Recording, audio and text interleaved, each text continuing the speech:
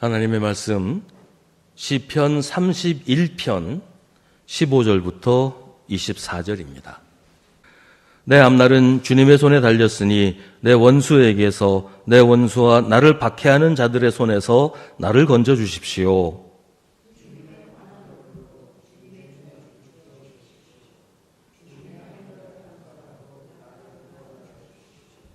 내가 주님께 부르짖으니 주님, 내가 부끄러움을 당하지 않게 해 주십시오. 오히려 악인들이 부끄러움을 당하고 죽음의 세계로 내려가서 잠잠하게 해 주십시오.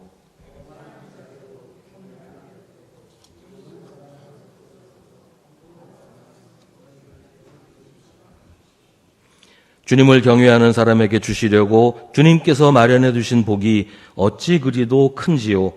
주님께서는 주님께로 피하는 사람들에게 복을 베푸십니다. 사람들이 보는 앞에서 복을 베푸십니다.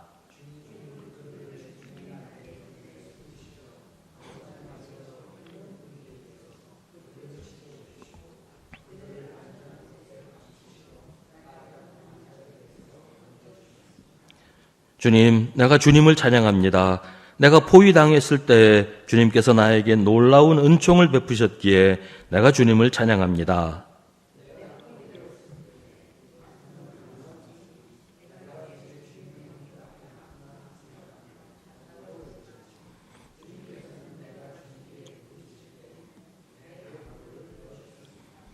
주님을 믿는 성도들아, 너희 모두 주님을 사랑하여라.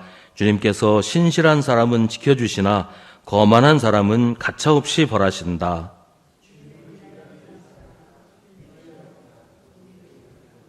아멘. 이 시편 31편은 탄식과 찬양이 뒤섞여 있습니다. 하나의 시 안에 복잡한 감정이 뒤섞여 있어서 좀 혼란스럽기도 해요. 이게 믿음의 찬양인지 탄식의 한숨인지 잘 구분이 안 되기도 합니다. 하지만 생각해 보면 우리의 기도도 마찬가지인 것 같아요. 때로는 탄식하다가 탄식이 찬양으로 바뀌었다가 또다시 탄식하고 뭐 이런 감정의 기복이 우리 기도 안에도 다 있습니다. 뭐 우리 삶이 그러니까 그렇게 되는 거겠죠. 우리에게 탄식할 일만 있는 것도 아니고 찬양할 일만 있는 것도 아니잖아요. 우리의 탄식이 찬양이 되기도 하고 찬양 가운데 가슴 시린 눈물을 흘리기도 하는 것이 우리가 사는 일입니다. 먼저 시인은 하나님을 신뢰하는 노래로 시작합니다. 3절에서 시인은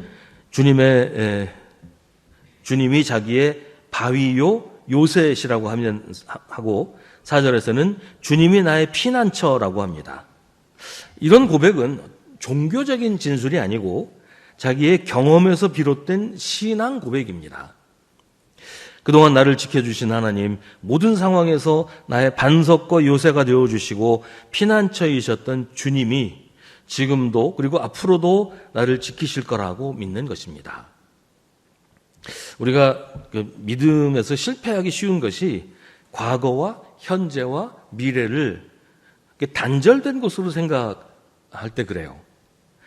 지난날 나를 지켜주신 하나님과 지금 나와 함께 계시는 하나님과 미래에 나를 돌보신 하나님을 서로 연결시키지 못하는 거죠.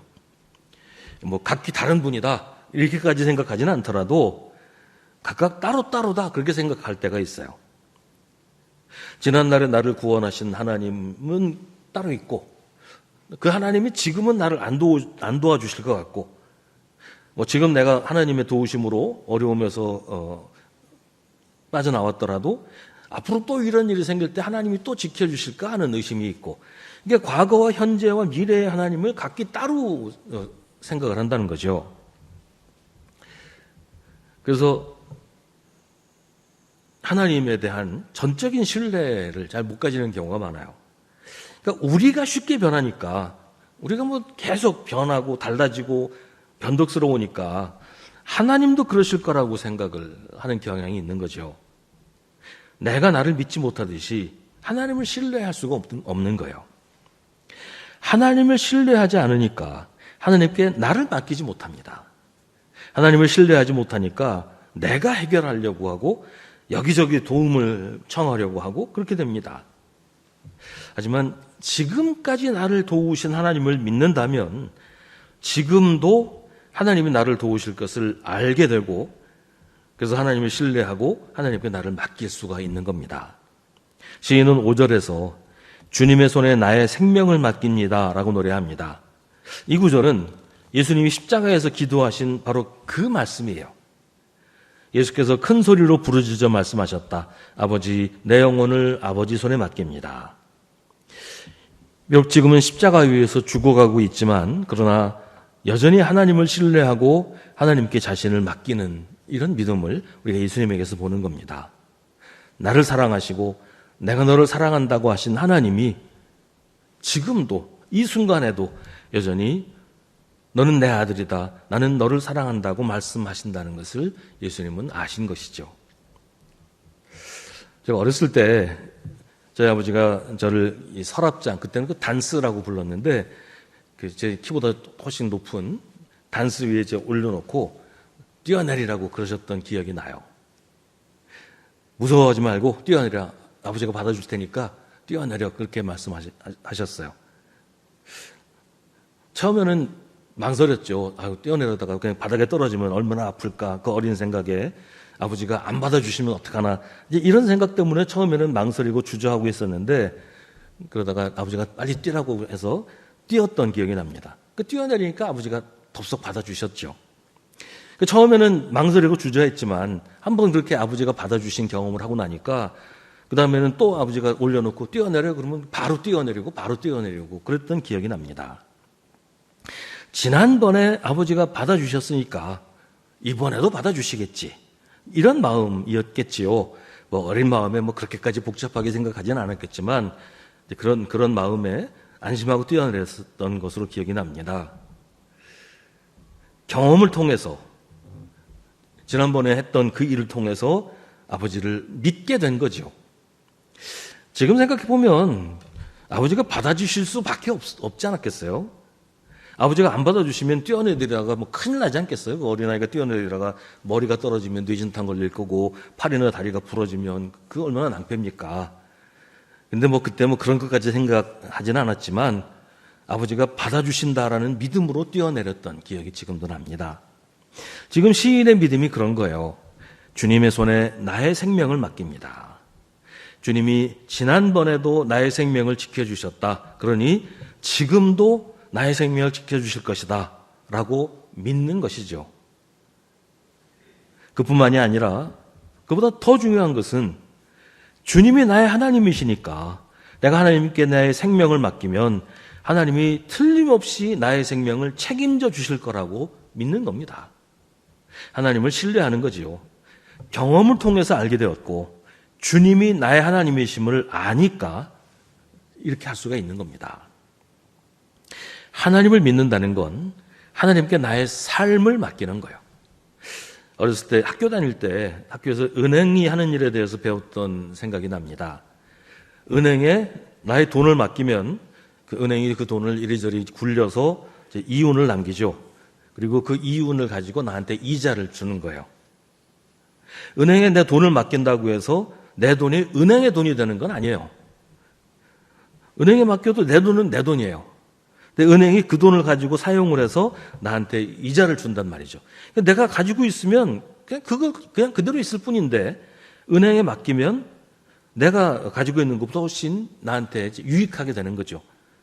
얼마가 됐건, 옛날에는 이자가 높았잖아요. 얼마가 됐건 나한테 돈이 돌아오니까. 나를 하나님께 맡기면 하나님이 나를 잘 사용하셔서 내가 내 힘으로 내 재주로 사는 것보다 훨씬 멋있게, 가치 있게 살게 해주신다는 거예요. 나를 하나님께 맡기면 내가 없어지는 게 아니라 더 나은 내가 되는 겁니다. 내가 될 수 있는 최상의 내가 되는 것이 하나님께 나를 맡긴 결과라는 거예요. 시인이 이렇게 하나님을 신뢰하고 의지하는 것은 하나님이 어떤 분이신지를 경험했기 때문입니다. 7절과 8절에서 시인은 고백합니다. 주님의 한결같은 그 사랑을 생각할 때마다 나는 기쁘고 즐겁습니다. 주님은 나의 고난을 돌아보시며 내 영혼의 아픔을 알고 계십니다. 주님은 나를 원수의 손에 넘기지 않으시고 내 발을 평탄한 곳에 세워주셨습니다. 지난 날에 나를 사랑하시고 나를 구해주신 하나님이 지금 나의 하나님이시기에 하나님을 신뢰하고 의지한다 하는 거예요. 시인은 이렇게 하나님께 대한 신뢰를 노래하다가 갑자기 신세를 한탄하기 시작해요. 내가 이 모양 이 꼴입니다 하면서 탄식합니다. 9절부터 13절은 시인의 탄식이에요. 주님, 나를 긍휼히 여겨주십시오. 나는 고통을 받고 있습니다. 울다 지쳐 내 눈이 시력조차 잃었습니다. 내 몸과 마음도 활력을 잃고 말았습니다. 나는 슬픔으로 힘이 소진되었습니다. 햇수가 탄식 속에서 흘러갔습니다. 근력은 고통 속에서 말라버렸고 뼈마저 녹아버렸습니다. 나를 대적하는 자들이 한결같이 나를 비난합니다.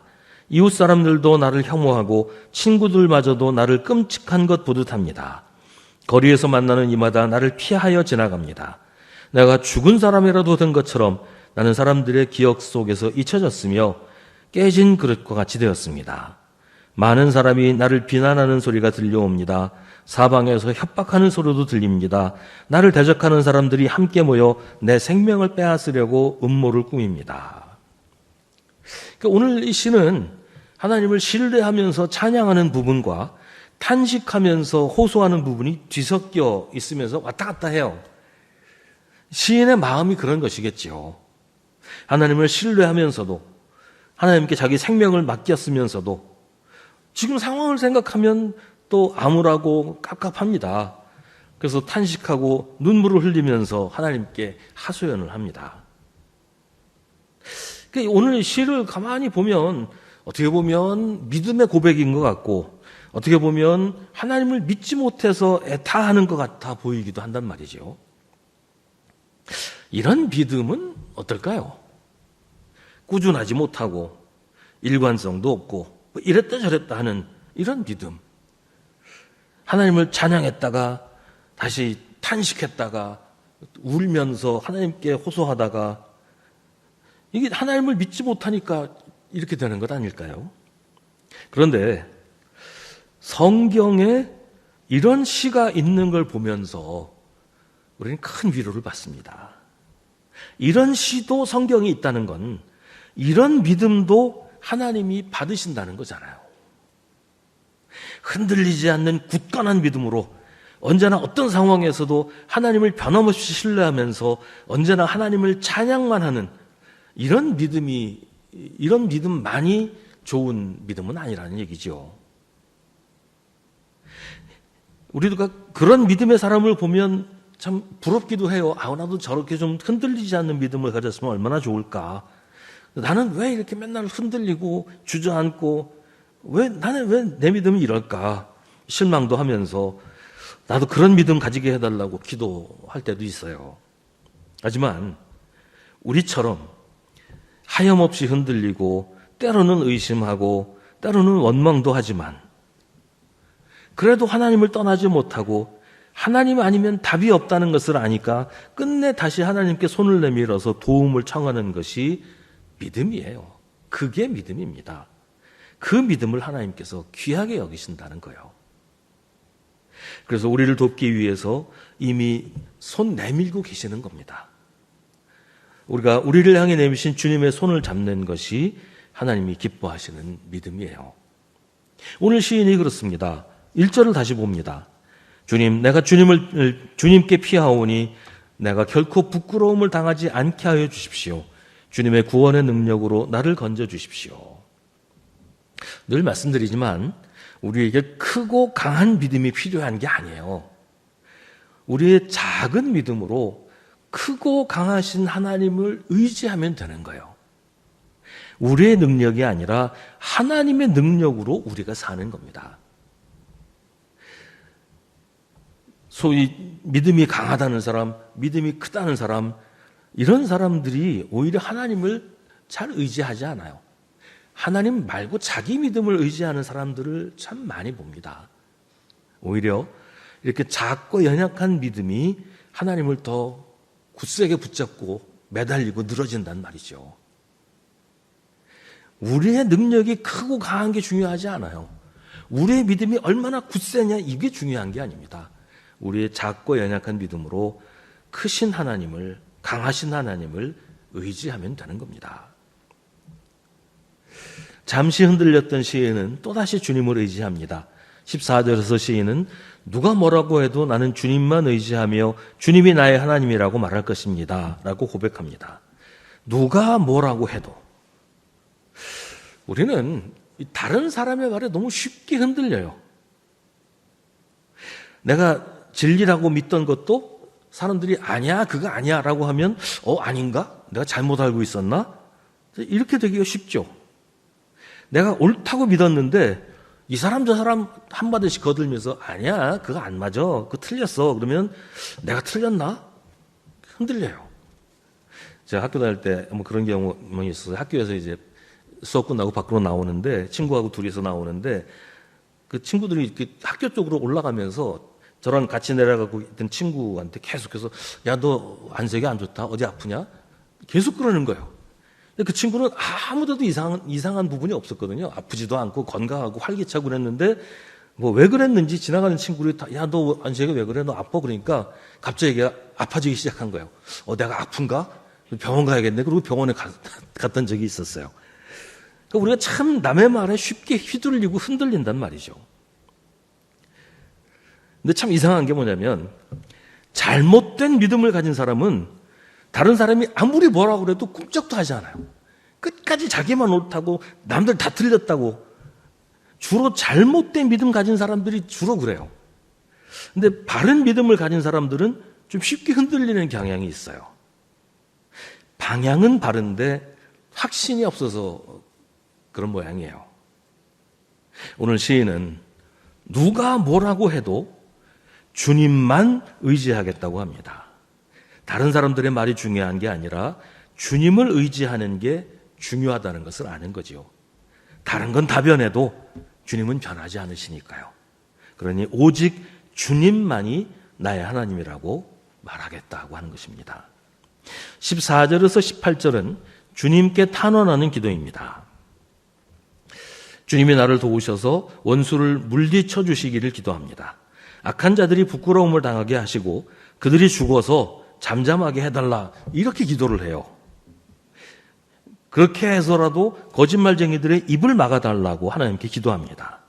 그들은 하나님을 대적하는 자들이기 때문에 그들의 입을 막는 길은 그들이 죽음의 세계로 내려가는 것뿐이라고 시인은 생각하는 겁니다. 이제 신학적으로는 별로 적절하지 않은 내용의 기도예요. 다른 사람이 죽었으면 좋겠다 이런 기도가 건강한 기도는 아니잖아요. 근데 시편에는 이런 식의 기도가 드물지 않게 있어요. 다른 사람을 하나님께서 빨리 좀 심판해달라고 저들이 고개도 못 들게 해달라고 심지어 저들 죽여달라고 저들의 자손까지 다 없애달라고 뭐 이런 식의 기도가 시편에 종종 나옵니다. 이것도 우리한테 큰 위로가 돼요. 기도란 내 마음을 있는 그대로 쏟아놓는 것이란 말이에요. 감추거나 꾸미는 것보다는 솔직하게 내 마음 그대로 말하는 게 진실된 기도 아니겠어요? 이런 식의 기도가 좋은 건 아니에요. 권장할 만한 기도는 아니죠. 그러나 하나님께 털어놓지 않으면 어떻게 하겠어요? 사람한테는 이렇게 말할 수 없잖아요. 사람한테 야, 저 사람 좀 죽었으면 좋겠다 이렇게 말할 수는 없잖아요. 근데 내 속에 부글부글 끓고 정말 못 살 것 같은데 하나님 앞에 다 쏟아놓으면 하나님께서 내 기도 들으시고 나는 내 모든 사연 다 내놨으니까 또 나는 나 나름대로 속이 풀리고 그런 거잖아요. 하나님 앞에서 체면 차리고 품위 생각하면서 야, 이게 이렇게 기도하는 게 신학적으로 맞나? 이게 성경적으로 맞나? 이런 거 따질 필요 없어요. 하나님이니까 나의 주님이시니까 솔직하게 다 털어놓는 거예요.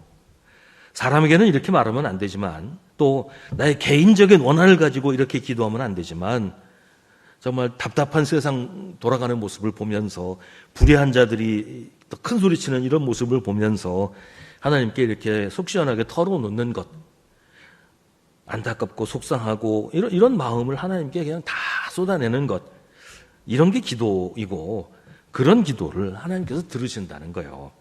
그 옛날 얘기 중에 임금님 귀는 당나귀 귀라는 얘기 있잖아요.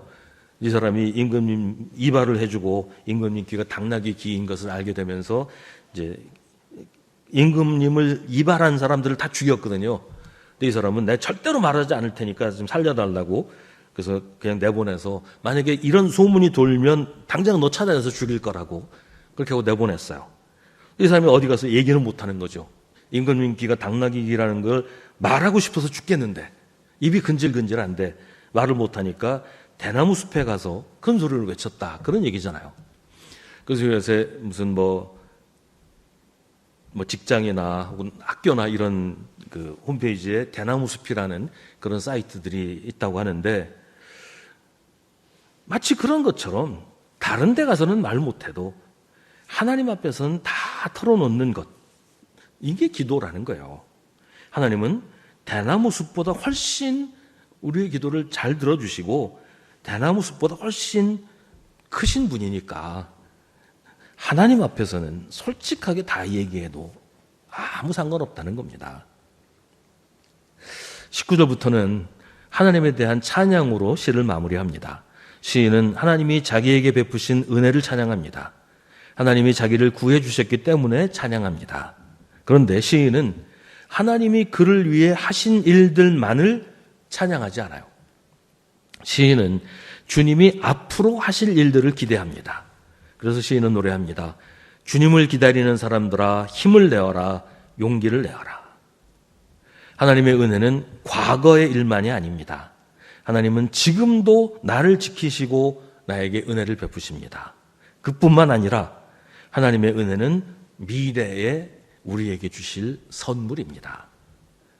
언제나 변함없이 나를 사랑하시고 지키시면서 은혜를 베풀어 주시는 하나님을 시인은 찬양하고 있습니다. 우리의 믿음은 과거가 미래에 주는 선물이기도 해요. 과거에 나를 구해 주신 하나님이 미래에도 나를 구해 주실 거라고 하는 이런 믿음을 우리가 가지게 되는 것이니까요. 오늘 시편은 흔들리기도 하고 낙심하기도 했지만 결국 다시 하나님께 돌아와 하나님을 신뢰하고 하나님께 나를 맡기면서 하나님을 찬양합니다. 믿음에 직선도로만 있는 게 아니에요. 앞만 보고 똑바로 달리기만 해야 하는 건 아니에요. 때로는 돌아도 가고 때로는 옆길로 벗어났다가 다시 찾아오기도 하고 결국 하나님께로 향하는 것이 믿음입니다. 뒤돌아가지 말고 물러서지 않고 좀 돌아가더라도 하나님께로 가는 거예요. 그 믿음을 하나님이 귀하게 여기시고 그런 믿음의 기도를 하나님이 받으십니다. 그 믿음을 하나님께서 응답해 주십니다. 그래서 시인은 23절과 24절처럼 노래할 수 있었습니다. 주님을 믿는 성도들아 너희 모두 주님을 사랑하여라. 주님께서 신실한 사람은 지켜주시나 거만한 사람은 가차없이 벌하신다. 주님을 기다리는 사람들아 힘을 내어라, 용기를 내어라. 기도하겠습니다. 하나님, 우리의 흔들리는 믿음을 주님께서 불쌍히 여겨주시고 주님의 그 크고 강하신 손으로 붙잡아 주시옵소서. 일이 잘 될 때는 주님을 잊어버렸다가 일이 잘 안 풀릴 때는 또 주님을 원망하는 어리석은 저희를 주님께서 용서하여 주시고 우리가 참 답답할 때 일이 꼬이고 하는 일마다 잘 안 되고 모든 게 어려울 때 그때도 주님이 나를 사랑하시고 나를 불쌍히 여기셔서 눈물 흘리시면서 나를 구원하실 준비를 하고 계신다는 사실을 기억하게 하여 주시옵소서. 언제나 주님은 나의 구원이시고 나의 빛이시며 나의 미래이시고 소망이심을 잊지 말게 하시고 주님만 바라보고 주님께만 향해 나아가도록 저희 발걸음을 인도하여 주시옵소서. 예수님 이름으로 기도하옵나이다. 아멘.